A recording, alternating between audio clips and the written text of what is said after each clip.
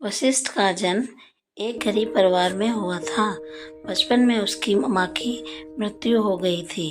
उसके पिता ने उसका पालन पोषण बहुत ही अच्छी तरह से किया।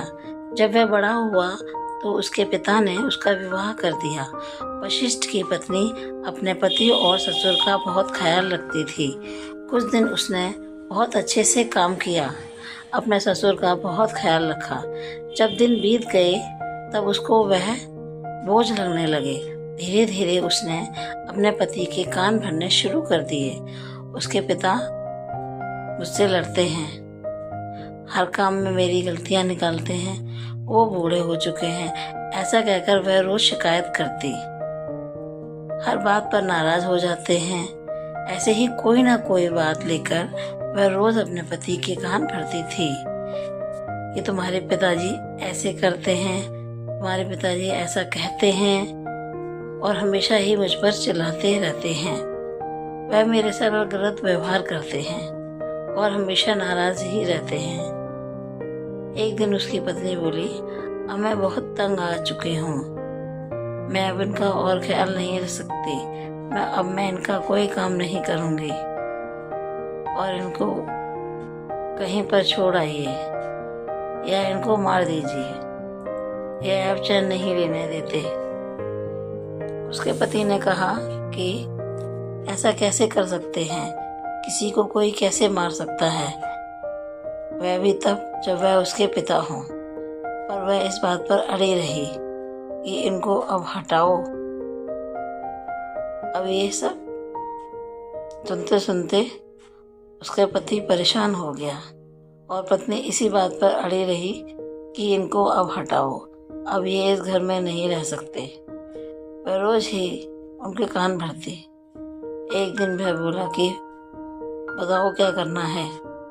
तो उसकी पत्नी ने कहा कि मैंने सब सोच लिया है, यहाँ कुछ नहीं करना है। आप सुबह पिताजी से कहना कि पड़ोस के गांव में किसी से पैसे लेने हैं, इसलिए वह उनके साथ चलें और रास्ते में एक कब्रिस्तान पड़ता है, वहीं पर बैलगाड़ी रोककर आराम करना। जब वो सो जाएं तो वहीं इनको मार देना। यह सब उनका बेटा सुन रहा था। वो लगा कि यह सब क्या हो रहा है, मेरी माँ दादाजी को मारने का विचार कर रही हैं। उसको यह बिल्कुल अच्छा नहीं लगा। उस दिन वह अपने दादाजी के साथ ही सोया।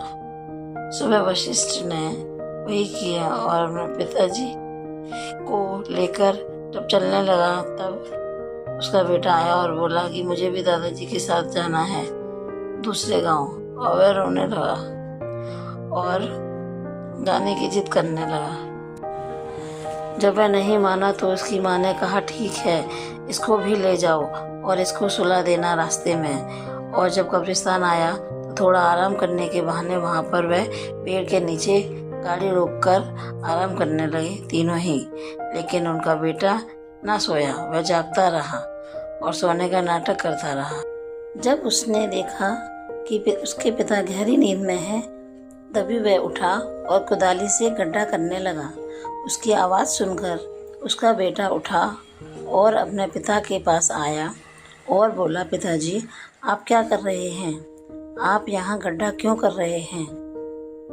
उसके पिताजी को कुछ समझ ना आया कि वह क्या कहें।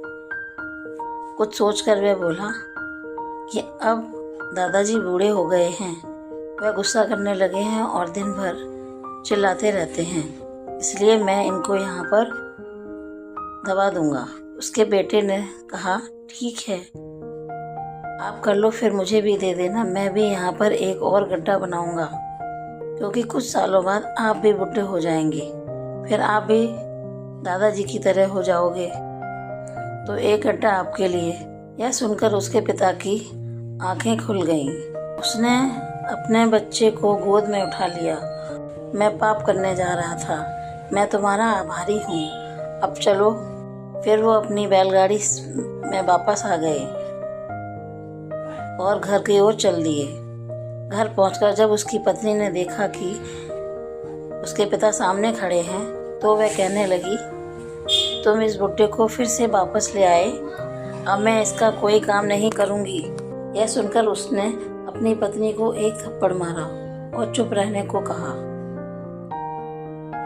और बेटे से कहा कि दादाजी को अंदर ले जाओ। फिर उसने अपनी पत्नी को सब बताया जो वहाँ कब्रिस्तान में हुआ। यह सुनकर उसकी पत्नी भी बहुत पछताई और आगे से अच्छे से रही। इस कहानी से हमें यह शिक्षा मिलती है कि एक बालक वयस्क से अधिक बुद्धिमान हो सकता है।